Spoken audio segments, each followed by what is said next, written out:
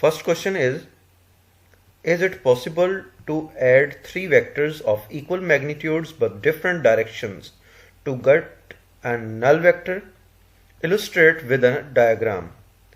पूछा गया कि क्या हम तीन वेक्टर्स जिनके मैग्नीट्यूड इक्वल हों लेकिन डायरेक्शन मुख्तलिफ हों उनको ऐड करके एक नल वेक्टर हासिल कर सकते हैं। अगर कर सकते हैं तो एक डायग्राम से भी हमने उसे एक्सप्लेन करना है। तो ये पॉसिबल है, इसका आंसर जो है वो यस में है। Yes, the sum of three vectors of equal magnitude and different direction will be a null vector. Condition क्या है? If they form a triangle, a closed figure, when they are added by head to tail rule as shown in the figure.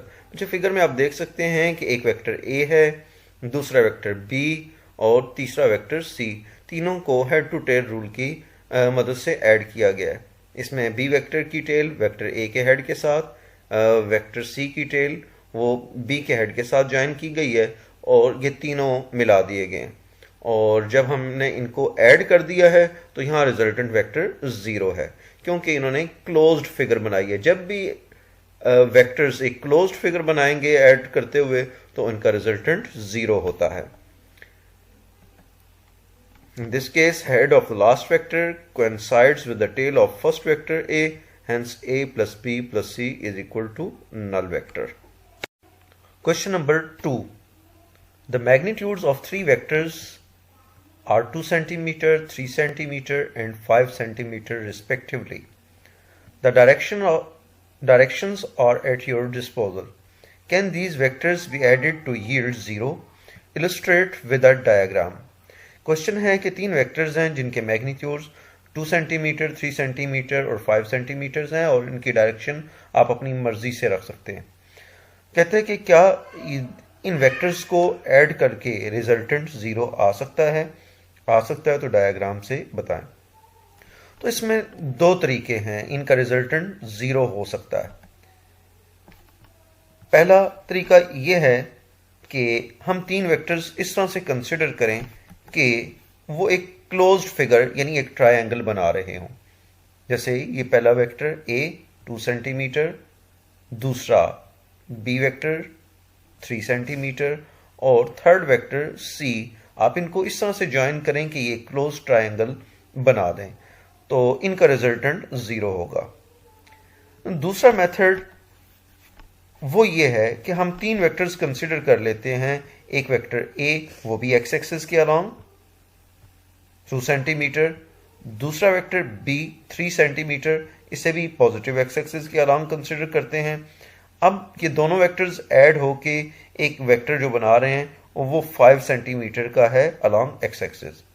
अगर हम third vector C 5 centimetre उसे along negative x axis consider कर लें, जैसे कि ये figure में दिखाया गया है, तो इन तीनों का सम या रिजल्टेंट वो फिर 0 होगा। पहले दो एक्स एक्सिस के अलोंग 5 सेंटीमीटर और थर्ड वेक्टर वो नेगेटिव एक्स एक्सिस के along 5 centimetre, resultant will be 0। Question number 3. What units are associated with unit vectors I, J and K? पूछा ये गया कि यूनिट वेक्टर्स I, J और K के क्या यूनिट होते हैं।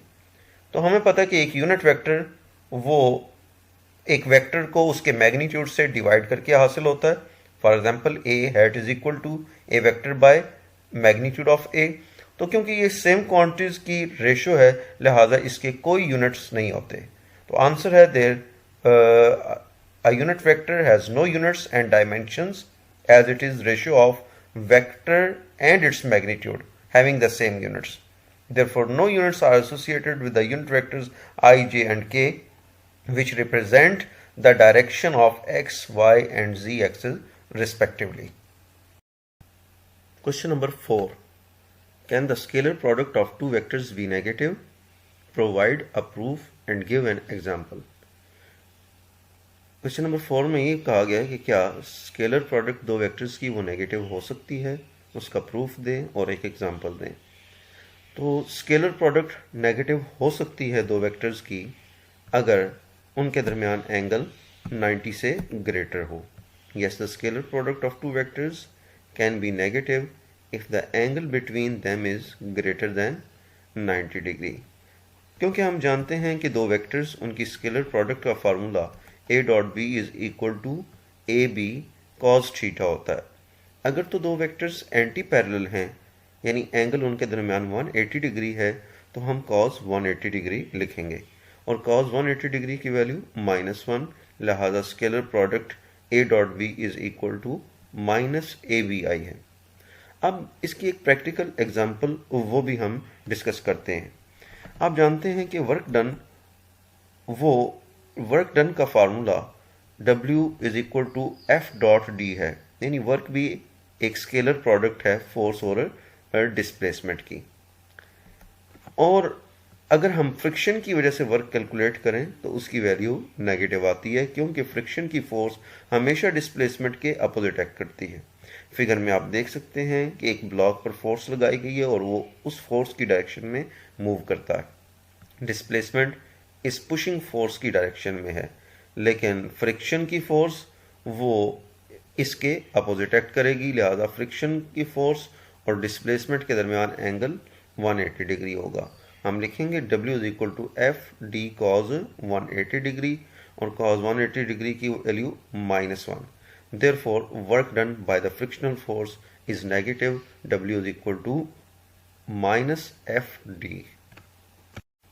A and B are two non-zero vectors. How can their scalar product be zero?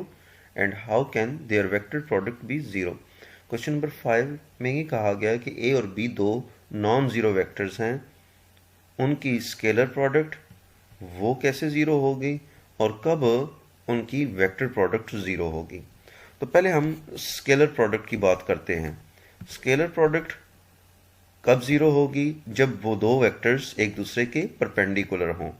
ए और बी अगर एक दूसरे के परपेंडिकुलर हों यानी उनके दरमियान अगर एंगल 90 डिग्री का हो तो फिर उनकी स्केलर प्रोडक्ट ज़ीरो होगी, क्योंकि हम जानते हैं कि स्केलर प्रोडक्ट का formula A dot B is equal to A B cos theta है और थीटा की जगह अगर हम 90 डिग्री लिख दें तो cos 90 degree is equal to 0। Therefore, their scalar product A dot B will be equal to 0. अब बात करते हैं उनकी वेक्टर प्रोडक्ट के ज़ीरो होने की।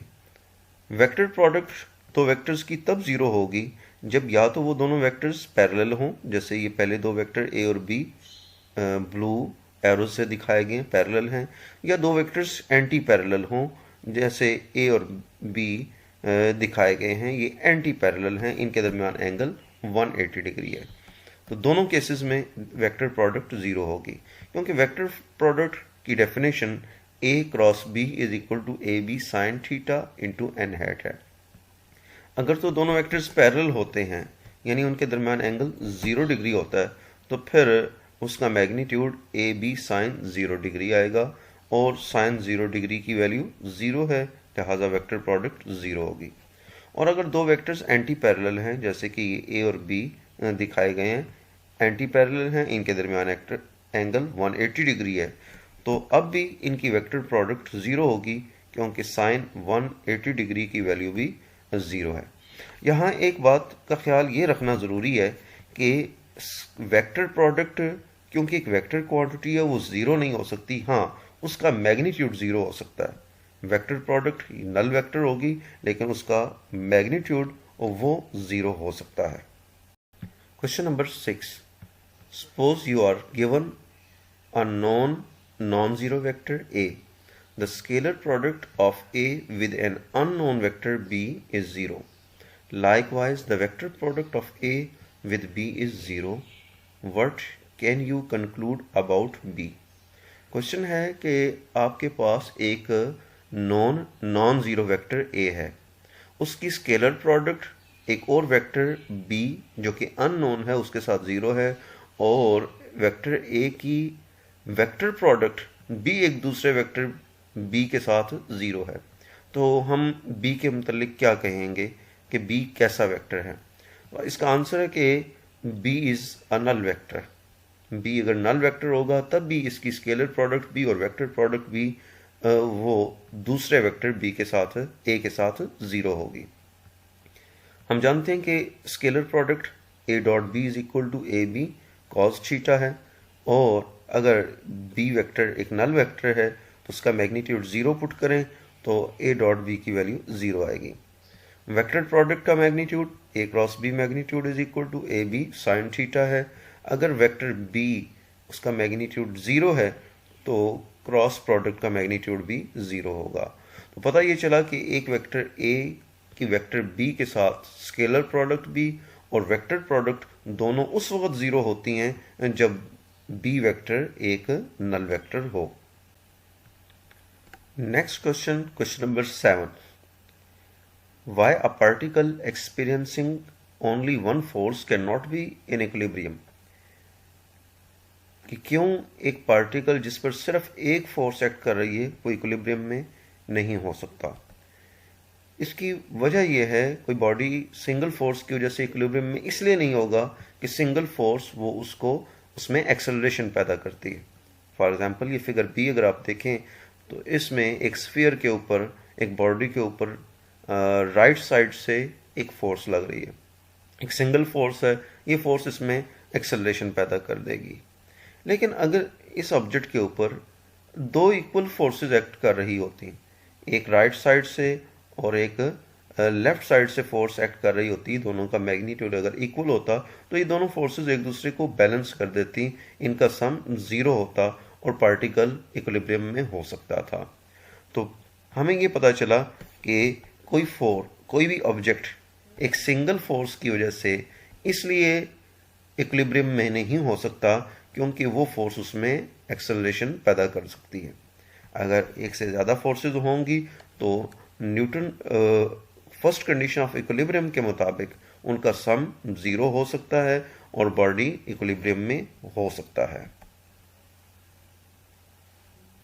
Next question, question number 8। To open a door that has handle on the right and hinge on the left, a torque must be applied.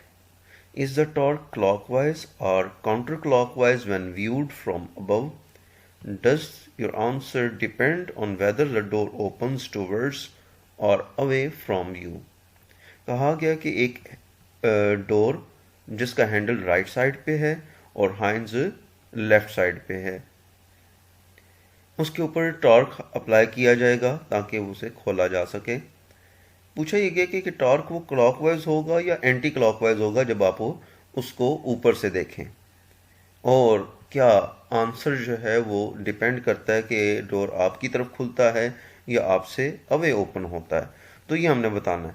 तो उसके लिए हम कंसिडर कर लेते हैं कि एक डोर है जिसकी हैंडल राइट साइड पे है और हाइंस लेफ्ट साइड पे है। ये फिगर में दिखाया भी गया है कि हाइंस लेफ्ट साइड पे हैं और हैंडल राइट साइड पे है। अब इसको ओपन किया जाए तो दो पॉसिबिलिटीज़ हैं, या तो ये पुल करके ओपन हो, अपनी तरफ ओपन किया जाए, या इसे पुश करके ओपन किया जाए यानी अवे ओपन होता हो। अगर तो ये अवे ओपन हो जैसा कि एरो दिखाई दे रहा है, अगर टॉप व्यू से देखेंगे जैसे कि नज़र आ रहा है, तो अब ये इसमें टॉर्क एंटी क्लॉकवाइज होगा। If we open the door by pushing it, if it opens away from us then the torque will be anti clockwise. और अगर इसे अपनी तरफ ओपन किया जाए, अपनी तरफ पुल किया जाए, तो फिर इसमें जो टॉर्क होगा ऊपर से देखने पर वो क्लॉकवाइज होगा। तो इसका answer yes, the answer depends upon whether the doors opens towards or away from you. If door opens towards you, that is, if you pull the door to open, then torque will be clockwise. And if door opens away from you, that is, if you push the door to open, then torque will be anti-clockwise. Question number 9. Explain the warning, never use a long wrench to tighten a small bolt. Warning है कि long wrench को एक small bolt को tight करने के लिए इस्तेमाल ना किया जाए। क्या वजह है? अगर हम एक ऐसा रेंच इस्तेमाल करेंगे जो लॉन्ग हैंडल वाला है और उसकी मदद से एक छोटे से बोल्ट को हम टाइट करना चाहते हैं तो टॉर्क ज़्यादा हो सकता है और वो लार्ज टॉर्क उसकी वजह से बोल्ट ब्रेक या डैमेज हो सकता है। इसलिए एक लॉन्ग हैंडल वाले रेंच को स्मॉल बोल्ट को टाइट करने के लिए इस्तेमाल नहीं करना चाहिए।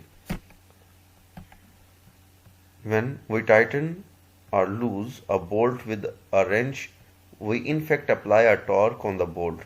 Now we know that the torque is proportional to the moment arm. Mathematical equation for the magnitude of torque, tau is equal to R cross F. Magnitude is RF sin theta and R is the moment arm. Moment arm ये length है इस wrench के handle की।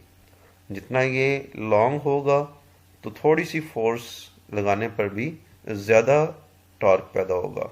वो ज़्यादा torque उस small bolt को या तो डैमेज कर सकता है या उसे ब्रेक कर सकता है। Question number 10। A central force is one which is always directed towards the same point. Can a central force give rise to torque about that point?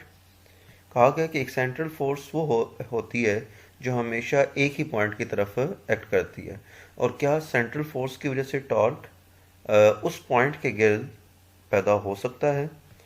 तो सेंट्रल फोर्स उस पॉइंट के गिर्द टॉर्क पैदा नहीं कर सकती।